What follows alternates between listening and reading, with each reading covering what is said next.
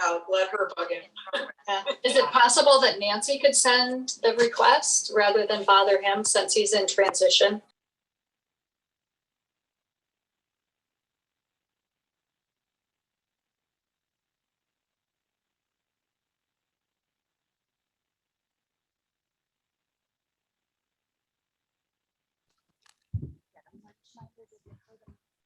Thank you. Just a reminder. Good morning, everyone. Good morning. My name is John Martin. I'm calling to order the Tuesday, September 21st meeting of the County Development Committee and ask please that the clerk call the roll. Brown, Brown here. Berman, Burn here. Ford, Present. Iqbal present. Kenyon, Here. Wojnicki, Present. Braz, Caius, Kai is present. Pirog, Present. Shepro, Shepro present. Martin. Present. You have a quorum. We are going to defer approval of the minutes until next month's meeting. I have two speakers signed up for public comment. Mr. Don Sinkus, I presume that you're here in support of your petition and to answer questions, or did you want to make a presentation?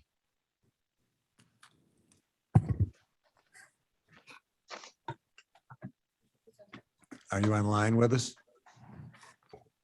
That question later. And then Mr. Lure, are you present? And I think he's relative to Harder Road. Excuse me?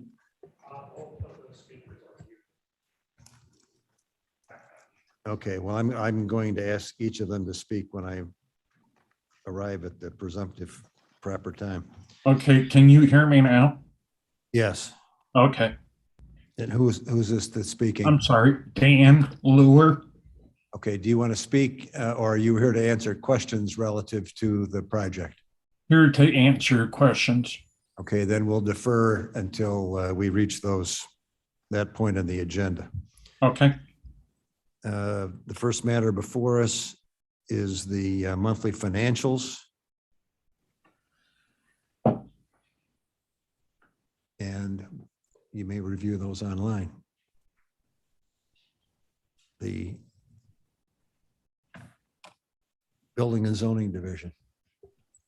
Good morning. This is Mark Van Kerkhoff. Just happy to report that we continue to work primarily remotely, receiving building permits in via email and issuing those remotely. Our customers continue to really like that. We're also continuing to follow up on complaints. Further on in this meeting, you have some zoning petitions for your consideration this morning. And I have a more detailed report on the agenda this morning in terms of our building code update. So with that, I'll be happy to answer any questions. Thank you. Are there any questions of Mark? Hearing none, let's proceed to the zoning petitions. Okay, good morning again. First petition is number 4581, Aurora Township for Francisco Esparza, located 27 Baseline Road in Aurora Township. Request rezoning from F District Farming to B3 Business District with special use for parking trucks. This is the location. You can see the small red square kind of in the center of the bottom there. This is in an area that is surrounded by Montgomery to the east and to the north. On our land use plan, this is urban, which allows for mixed uses of businesses and residential.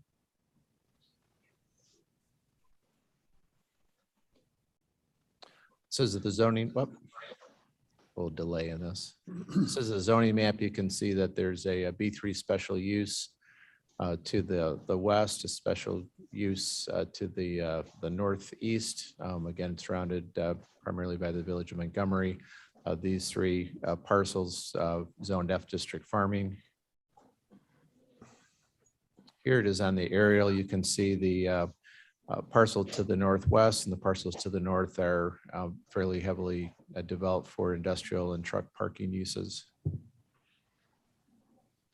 There's a close-up, and again, the area subject of this morning's zoning is this northern part of the existing parcel. Here's another close-up of the area the petitioner wants to use for truck parking. And another close-up.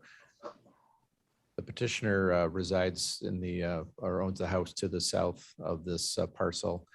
And he did begin parking trucks on this parcel in violation of the zoning ordinance. And staff has been working with him on remedying that. Is this would be one of his remedies would be to pursue this rezoning. There's also items in terms of the stormwater that would, if this is approved by the county board, would need to be addressed.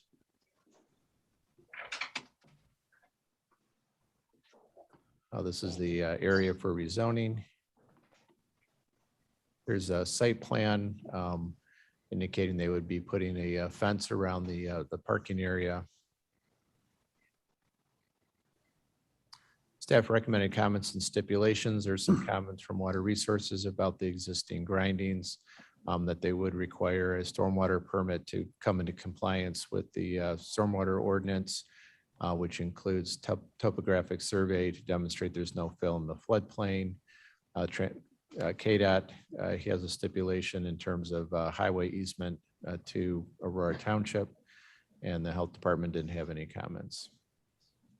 This was not applicable for the Regional Planning Commission. The Zoning Board of Appeals recommended approval with the stipulations, and it's before your consideration this morning. I believe Mr. Esparza may be present in the room this morning as well. He is. May we have a motion, please? Brown moves. Mr. Brown moves, Mr. Kenyon, Mr. Ford seconds. Do we have comments or questions? Ms. Winicki? Just a quick question. Sorry, Mark, where was the floodplain on the map? Yeah, The floodplain is actually the Montgomery overflow. There is the best available information that was provided by Engineering Enterprises that we utilize in this area. So it's not a mapped floodplain by FEMA. It's a presumed floodplain. And it does cut the parcel in about half. So we will need to look at that fencing through that area to ensure that it doesn't back up any water. I wonder, I wonder if they'll separate that floodplain area from their parking area? I believe the floodplain actually goes through part of the parking area. Okay.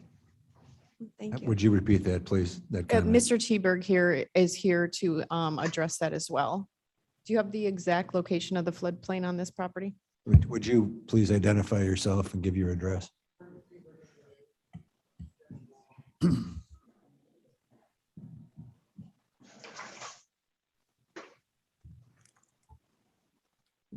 I don't think it's on, Jody.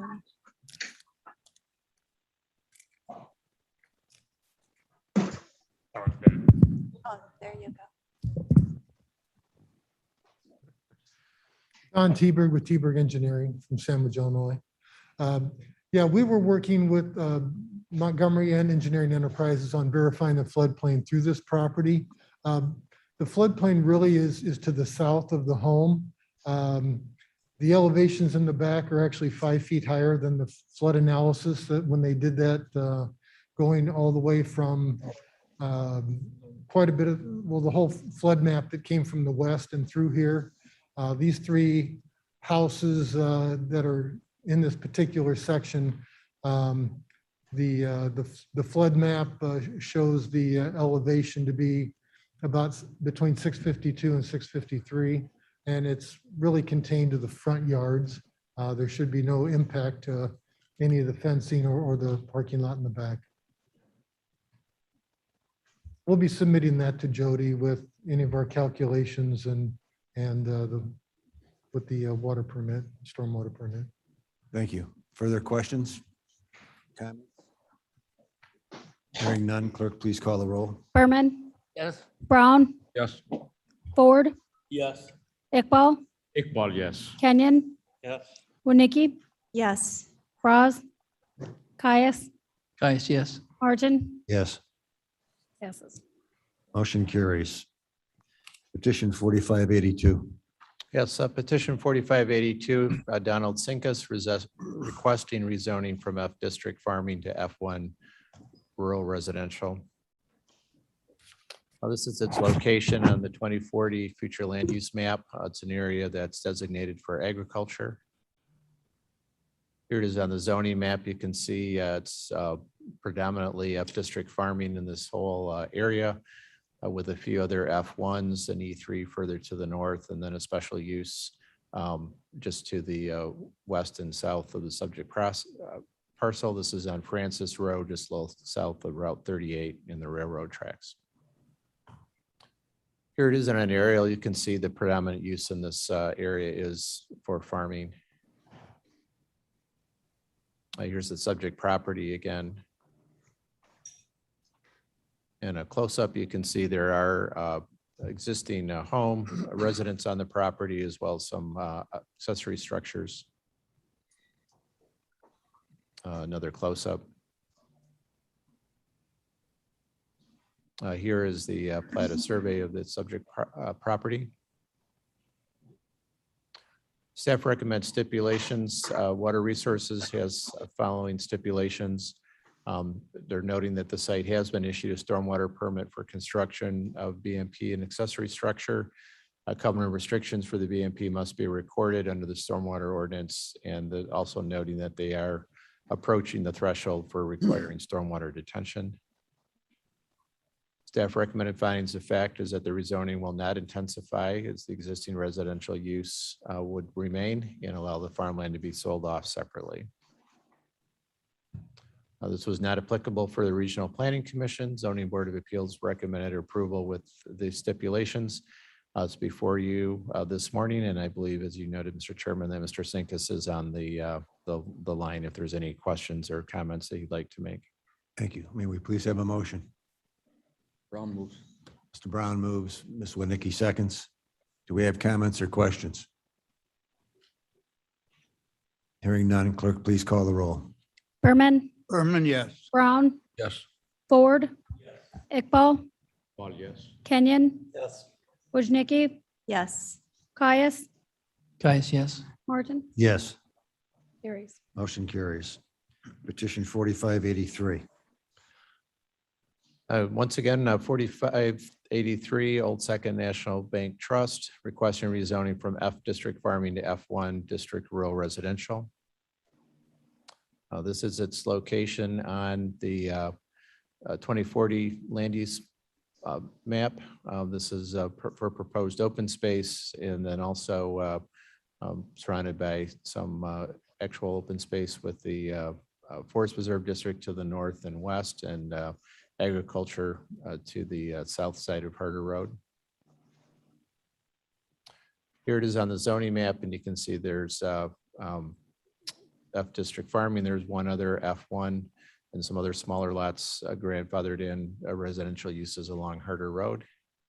The subject parcel is a very unusual shape. The area subject of the rezoning is circled in blue there on the presentation, although the actual pin and parcel has a long stem to the north. Here it is on the aerial. You can see this is there's quite a bit of farmland to the south of Harder Road, but this is quite a unique area topographically to the north of Harder Road.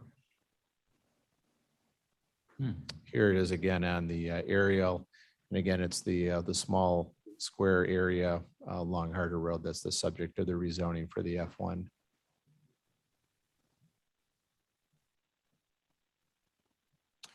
Here's the platted survey for the zoning, and they identified an approximate location for the building envelope and the dashed line for the proposed new single-family residence if the zoning were to be approved.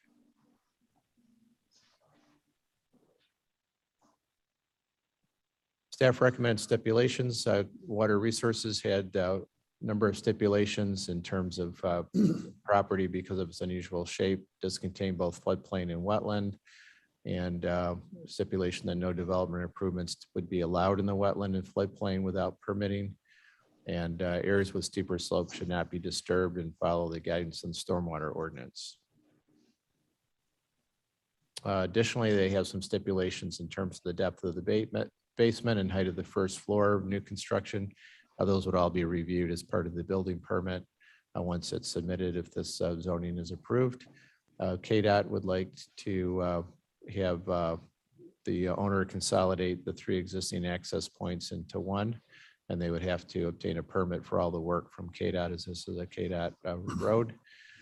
And the health department would just need to meet current well and septic codes for the proposed home. Water Resource has some additional stipulations, which I will not read in detail, but Jody Walnick is here to answer any questions regarding that. And again, a lot of this would be reviewed as part of a condition before issuing any building permits. Regional Planning Commission was not applicable. Zoning Board of Appeals recommends approval with the stipulations. It's before you this morning, and I believe Mr. Lur is also on the line if there's any questions or comments that he'd like to make or questions the committee has of him.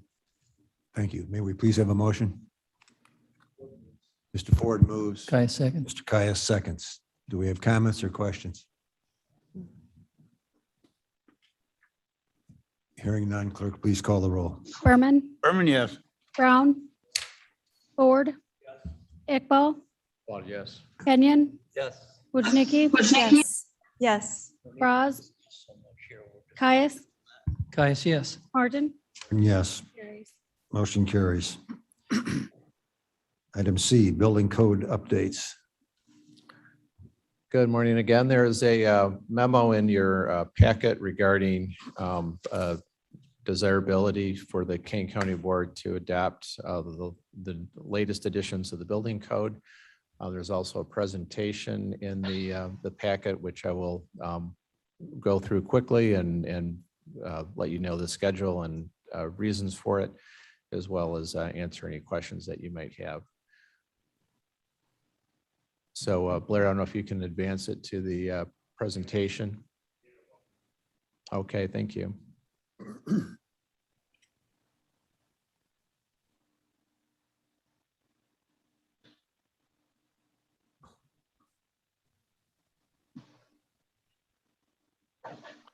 And then just scroll through the memo to the presentation portion. I think the presentation is after the memo in this particular. Oh, thank you.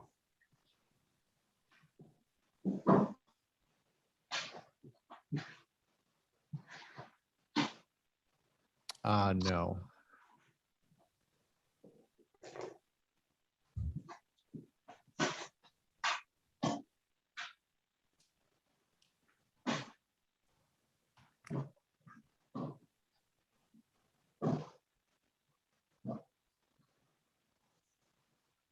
Great, thank you. Okay. Yes, thank you. So our current ordinance adapts the 2012 editions of the International Code Council ICC model codes with amendments. This was adapted in 2012. Updates are needed to obtain a favorable ISO rating for property insurance. So it does have an impact on our residential and commercial property owners in the unincorporated area. Our proposed new ordinance would adapt the 2021 editions of the same code with amendments as appropriate. The types of amendments that we currently have with the 2012 versions have to do with removing code sections that don't apply to Kane County structure of government for administration and enforcement, removes types of materials and construction that are not suitable for Kane County. It refers to other local ordinances in cases where those ordinances government. A good example is our stormwater ordinance. Carryover of other amendments for specific definitions related to construction in Kane County. And then we've also, in our current code, removed requirements for automatic fire suppression systems in new 1- and 2-family dwellings and townhouses. This requirement is addressed by several of our fire districts who also have the authority to require fire suppression. Building proposed schedule. It's before you this morning to present an overview of the reason for the code change. We'd like to, if you concur and direct staff to move ahead with the code adoption preparation, we would begin giving notice to the public, architects and contractors in Kane County that the new codes are being updated. We're proposing an effective date of January 1st of 2022. Makes it very easy for everyone to prepare for, as well as remember once the new codes are in effect. And the new codes would be applicable to all building permit applications received on or after January 1st. On October 1st, we provide notice to Illinois Public Building Commission, is required by state statute on their website. For your next meeting, we would have a draft resolution adopting the new building code with proposed amendments. The new code would be up before the county board on November 9th, and then with an effective date of January 1st, 2022. So requested action this morning is just to direct staff to draft the new building ordinance adapting the 2021 model codes with amendments following the proposed process and schedule. And I'd be happy to answer any questions. Madam Chair. Thank you. I have a question regarding the sprinklers for the 1 and 2 family homes. I know that it is very costly for a builder to install these. However, how should I phrase this? Given the limited amount of money of government support for fire protection districts and the challenges that they are facing, is this being short-sighted not to require this to be initiated on new construction? Because this could save lives. Certainly it's required in multifamily new construction for protection. And I know that there is pushback from builders and from purchasers because of the additional expense on this. But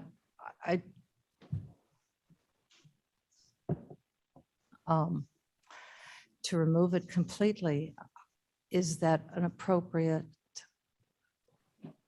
thing that we want to do here in Kane County?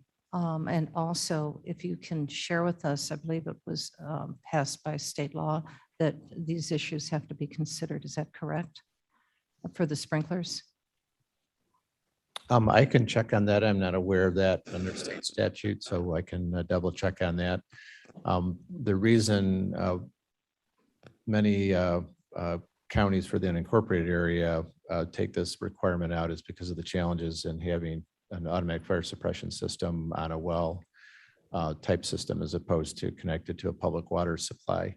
But I can certainly work with our staff at the health department regarding what kind of additional challenges that has without a pressurized system. Because generally one of the challenges are if a fire begins and the power is cut, the well pump doesn't function any longer, and the impact of the actual water pressure that's available could be limited unless there's more pressure in the tank or that kind of thing. So just to clarify, so it's straight in my head, we're talking about in unincorporated areas rather than the entire Kane County. I thought this was the entire Kane County. Oh, this would only, yeah, thank you. That's a good clarifying question. This is only applicable to the unincorporated areas of Kane County, which is what the county board has the authority for building codes and building permitting. And then it would also be applicable to a number of small rural villages who we do the permitting and inspections for under intergovernmental agreements. And those would be Big Rock, Caneville, and Virgil.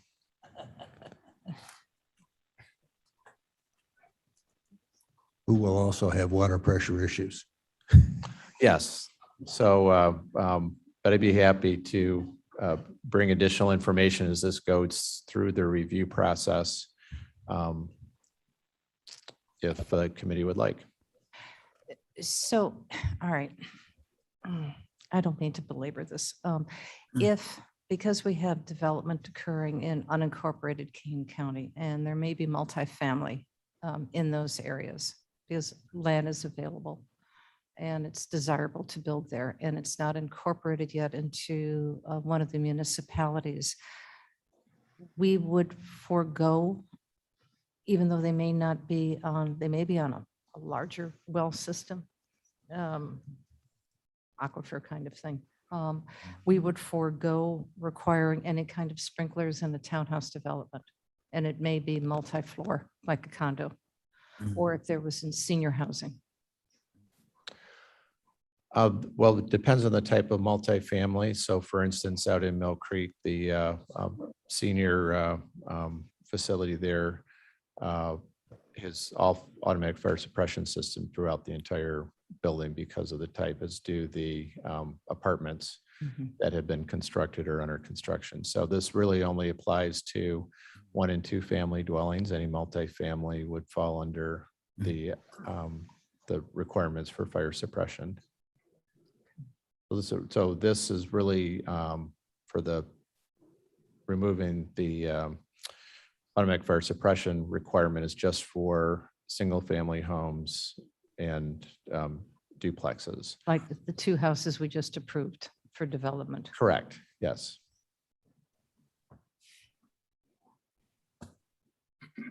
I think it's worthy to note that when projects, whether they're industrial or residential or whatever, by number or sophistication require utilities, they almost always end up being annexed to or be within municipalities because there are no functional ways to provide some of these benefits to the property unless you're within a city and you can tie up to their municipal utilities.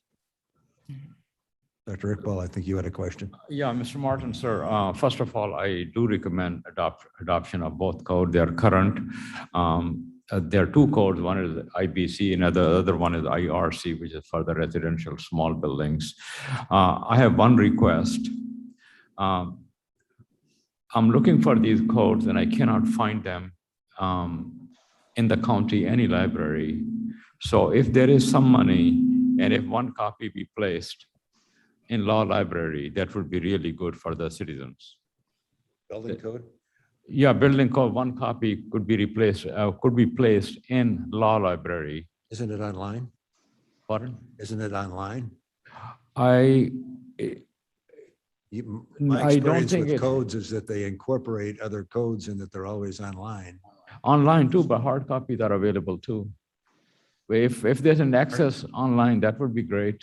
Okay, Mark, But I don't think we'd get a license for online so that everyone could access it. It's a limited license, so a hard copy probably is the one. I don't know. address that? So we are in the process. So we have our order all queued up. We're waiting until a direction from the committee because there are different versions. There's a 2018 version. We're recommending the 2021. And we will be purchasing the digital PDF versions for mainly use for our team internally, as well as hard copies to make available to the public. So those will all be addressed and be available. And your suggestion of the law library, I'll check with the state attorney's office if they're, fine with that, as well as with the current hours and any restrictions on the use of the law library at this time. Yeah, wonderful. Thank you.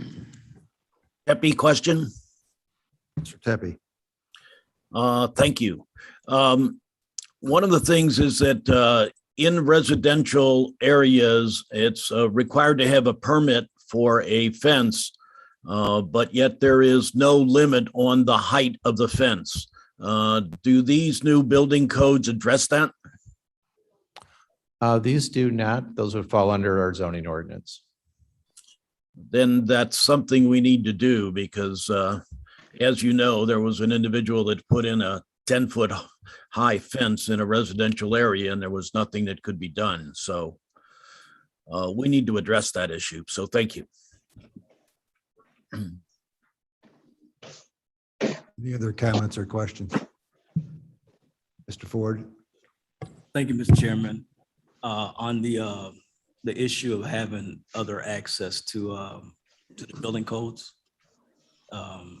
if we can see, I know it's probably online, But are there other areas that we might need this information for people who don't do the online access? I think Mark said that they're going to produce a hard copy. Okay, Uh, I didn't hear him what he said, where though? This is just a comment and maybe a little cynical, but my experience over the years with building codes is that they are so convoluted and confusing that the only way anybody ought to consider building on a piece of property is to contact the building department and get somebody to sign something in writing. because they are a series of adopting other codes by reference. These things change all the time, and ultimately, when you're seeking to build a building, it's the enforcement entity that's going to tell you that you comply. And at least, again, in my experience, I've always told clients to read it for entertainment value, but go to the county or the city or whatever for confirmation that what you're going to do is approvable. Mark? Yeah, I'll just make a comment. We will have hard copies and we will, let people know where they are available. We are very fortunate. The county board is part of our development department team. We have 2 licensed architects who serve as our in-house plan reviewers. And they spend a lot of time both in handouts with typical comments that we're looking for on building plans, working with people in their plan reviews, from licensed architects to homeowners, and helping them through the process, because as the chairman noted, it's quite a convoluted process. It can be. So we work with our constituents and local builders as part of a team approach to helping them be successful in getting their plans in compliance with the building codes that are adopted with that. So we're very fortunate to have them on the team. They're going to be also working with me on the proposed amendments that tailor fit these to Kane County's situation. So I always relate building codes to the Bible. Everybody wants to agree that it's the absolute truth, but absolutely nobody agrees on what it says. There are people who believe that they can understand and look to go through the code books. I hear a lot from different. No, I'm not faulting it. I I'm know, just yeah. saying it was something I shied away from. for I 40 hear you. years. I hear you. I hear you. All right, I have a question. Mr. Kenyon. Are we talking about requiring sprinklers in these houses or businesses? And do we know how much water pressure has to be available? Well, they're taking those provisions out, Okay. and it's just houses. It was somebody's brother-in-law that sold them. That's why they put it in there before. Some fireman's brother-in-law. It's a joke. There, any other valuable comments? All right. We're asked for a consensus. Absent any objection, I'm going to assume that we have consensus for Mark's department to move ahead and conclude this task. Consensus granted. We need to discuss our keep ordinance. And Mr. Van Kerkhoff, I'll ask you to introduce that topic. Sure, thank you. And I'll just note, first of all, in your packet also is our monthly staff report. Our planning division team kind of summarizing their work. They mainly report to other committees. Happy to answer any questions that you have. Otherwise, just ask that you place the report on file. The other item under planning and special projects, we hard to believe already, but we're already at the point with our contract with our current KEEP program administrator to enter into an extension, which is provided for in the current contract to extend that authorization. We are working with the state's attorney's office just to go over the existing agreement to make sure there isn't anything else that needs to be reworded based on any changes with the state statute for the PACE program. And we would be making those corrections prior to it going to executive committee if needed. But our program administrator, the Illinois Energy Conservation Authority, has brought good projects to the county board to date. The most notable being, and recent one being in Aurora with the former Copley Hospital site. That was part of the multi-million-dollar financing package to make that happen. There's some other exciting projects that are in the queue.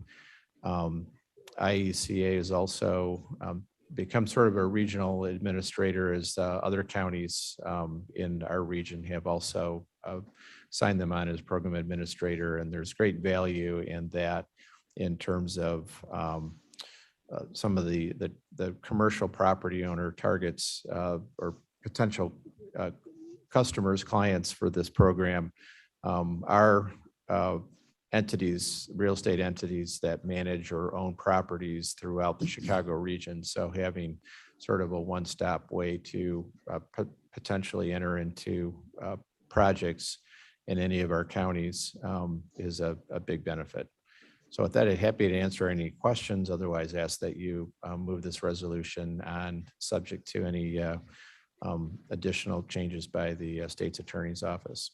And it's a great program, and repeating what Mark said in part, there may be some necessary technical cleanup, but the substance of what we're approving today is what will be before us at the executive committee should the vote be favorable. So I will entertain a motion. Caius move. Mr. Caius moves. Dale seconds. Do we have comments or questions? Bates, please.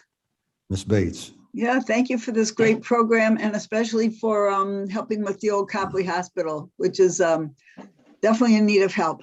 Thank you so much. Any other comments? Hearing none, clerk, please call the roll. Berman, Berman, yes. Brown, Yes. Ford. Iqbal, Iqbal, yes. Kenyon, Yes. Wodnicki, Yes. Caius, Caius, yes. Martin. Yes, Approved. motion carries. Does that conclude everything, Mark, on your behalf? Okay, I was going to ask if Deanne was online, but Yeah. I see she's present. This is, we're going to utilize a word here that's Mr. Caius's favorite word, because all subdivisions, once they're approved, have sunset provisions. This one doesn't get done in time, and they're asking to extend sunset. So Deanne, please proceed. Good morning, thank you. Let's see if we've got there we go. Selly Subdivision is actually on the very southern end of the county. You originally had this before you in February of this year, in which you did approve it, following approval from the Village of Montgomery in November of 2020. As many of you know, there was pretty significant changes in the village with the planning department. And unfortunately, the new planner was not aware that the village had already approved the subdivision plat, so they took it back through their approval process in June. So this is simply to clear up and make sure that our development committee is the last say on this project. The plat did not change other than the signatures that are on the subdivision plat. But we are asking for your reaffirm approval of the subdivision following approval from the Village of Montgomery. Motion, please. Brown will move. Mr. Brown. Ford seconds. Comments or questions? Hearing none, clerk, please call the roll. Berman, Brown, Yes. Ford, Ford, yes. Iqbal, Iqbal, yes. Kenyon, Yes. Wodnicki, Yes. Caius, Caius, yes. Martin. Yes, Carries. motion carries. Thank you. Environmental resources. We have nothing under environmental resources. Under water resources, Rob Blinky is here today to give an update to the committee on some changes with the wetland regulations and how it might extend and impact our developments in Kane County. Rob? Good morning, everyone. Attached in the agenda is a brief memo that gives a short summary, and I'll just provide a very brief overview. At the beginning of the month, there was a district court ruling in Arizona that had some impacts to how the Army Corps of Engineers regulates wetlands. I think as you guys are all familiar, here within Kane County, overall nationwide, the Army Corps of Engineers has jurisdiction over wetlands they define as waters of the United States. There's always been some legal issues that have gone back and forth as administrations have changed as far as what waters the U.S.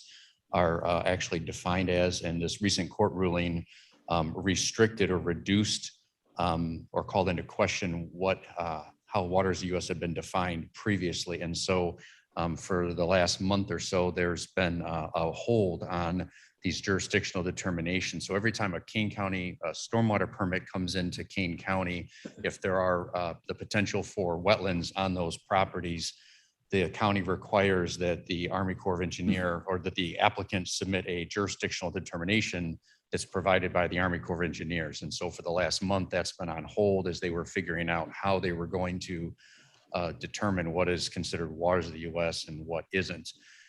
Thankfully, that was actually resolved last week. So this memo is slightly out of date in the sense that the jurisdictional determinations are occurring. However, we have been advised that there is a 21-day review that has to occur when an applicant goes to the Army Corps of Engineers for one of these wetland determinations. It has to go to the US EPA for a 21-day period for their potential comments. So we're expecting that there could be a slight delay in the timeframe in which our stormwater permits are issued. I think that's really all I have to add. I don't know, Jody. I think the other thing staff is looking at too is we had a fairly decent handle on what the Army Corps was going to determine to be jurisdictional and what would be under Kane County's authority. And I think this is probably put into question, at least for myself. Mr. Link will probably echo that. That we don't have such a comfort level when we're looking at a development that does have wetlands and potential wetland impacts, whether that will be jurisdictional under Kane County or the Army Corps of Engineers. And so because of this, again, it might delay some of the issuance of our stormwater permits, waiting for that documentation because we aren't sure under whose jurisdiction those wetlands will fall now.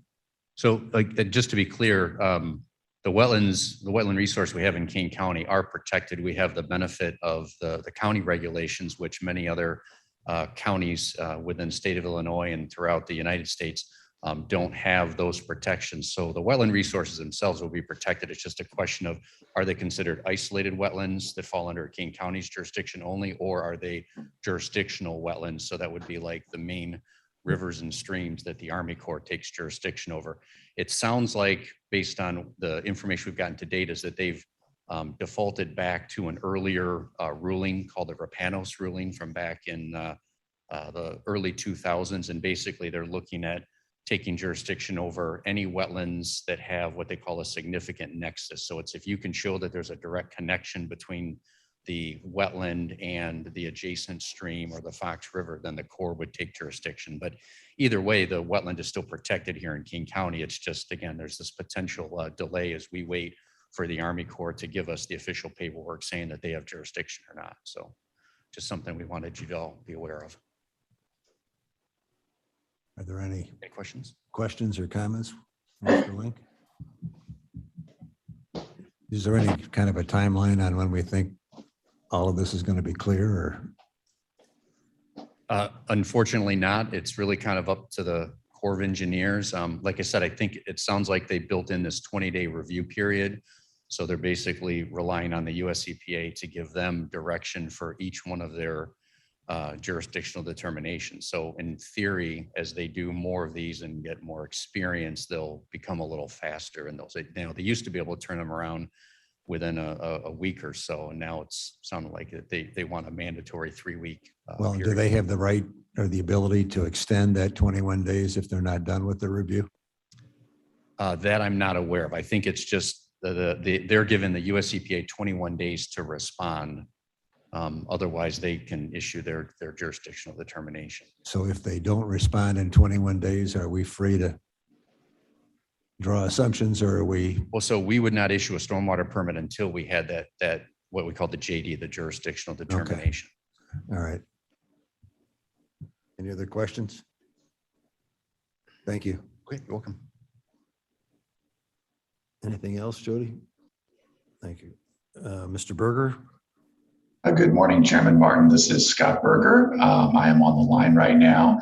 As you can see on your agenda, we do not have any business before the committee, but I do want to take an opportunity to remind you and the committee that we continue to get the word out regarding the availability of rent assistance. We certainly want to make sure that our lower income renter households, as well as their landlords, are aware that assistance is available from a variety of agencies right now. We are sending folks to a website, illinoisrentalassistance.org, where they can learn more about that. And I would invite you and the members of the committee, if you have any questions about that or would like us to provide you some more information for your constituents, to please simply reach out. We're happy to supply you with that information. Thank you. Thanks. I have a question. Are we getting good response? I think we are, yes. We have quite a pile of applications that we're working through right now. And so are the agencies that are delivering assistance on behalf of the state. Good. Any questions of Mr. Berger?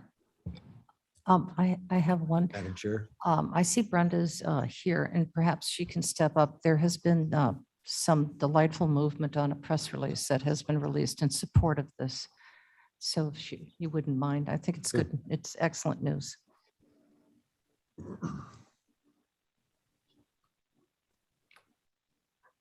Hello, thank you. Hello, thank you. Thank you, Madam Chair. Aileen O'Connor, who is an on-air news Sorry, person. but could you just put your name in the record? Brenda Bushbacher. Thank you.